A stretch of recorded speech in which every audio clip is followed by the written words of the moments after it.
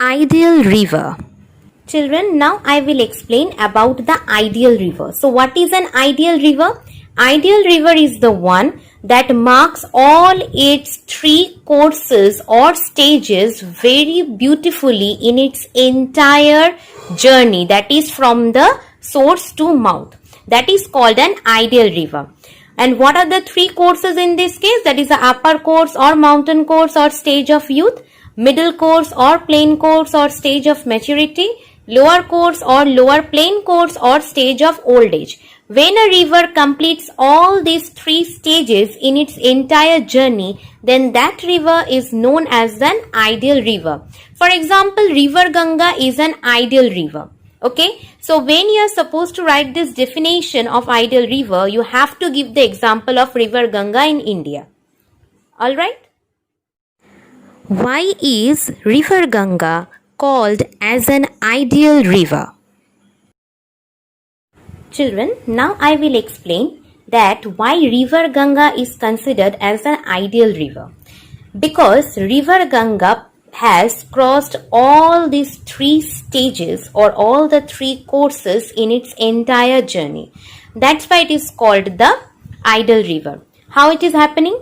See, it is starting its source from the Gangotri glacier. So from Gangotri glacier, the river Ganga is starting its journey and coming to Haridwar.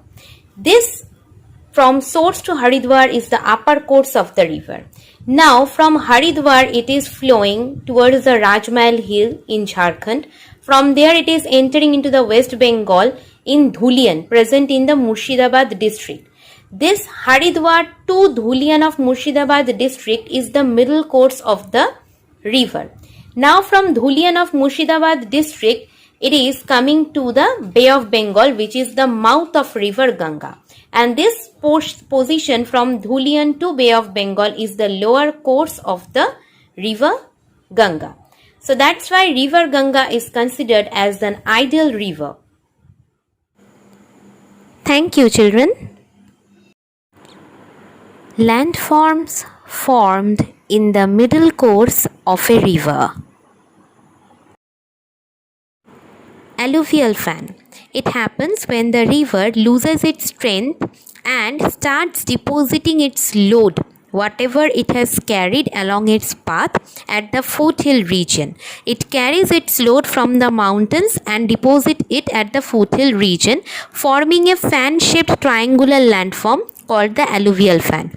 It happens because the river loses its velocity. This type of landform is found along the foothill region of the Himalayas, and the Bhabar plain is also depicting this type of landform. Meanders. Meanders is formed due to the zigzag course of a river on a plain region. This meander has got its name from the typical meandering river, that is Meanderes of Asia Minor. And on a flat plain, a river becomes sluggish and it flows on a gentle slope. Sluggish means it cannot carry any more load with it, as it is very much less in velocity. In order to avoid the obstacles and irregularities, it moves like a serpentine channel, just like a curvy motion. And in this way it creates two types of bends. One is convex bend, another one is concave bend. And the river water strikes or hit the concave, that is the outer bank, and cuts it into a cliff landform. The materials get eroded in this way and get deposited inside the inner bank or the convex bank, which is a gentler one. In this way, one side gets eroded, so on the opposite side the deposition of that material happens. This type of feature is common on the plains. River Amazon, River Ganga and Wangho River as well as others have this meandering course on their plain region. Thank you, children. Oxbow Lakes. Meander takes the shape of an English letter S. and as the river will bend more and will reach to a point where it will cut the side bank and will create one neck. The river then will cut the neck and it will flow in a straight way, and the bend will leave isolated there without any flow of running water. That abandoned bend looks like a oxbow or horseshoe and forms a lake there. That's why it is called an oxbow lake or horseshoe lake. For example, it is found on the floodplains of river Ganga, Mississippi, Wangho, as well as other rivers. Oxbow lakes are found. Sandbanks. As the speed of the river is decreasing in the middle course, already I have told you, so the river now started deposition work. It deposits the sand, pebbles, stones, etc. on the riverbed.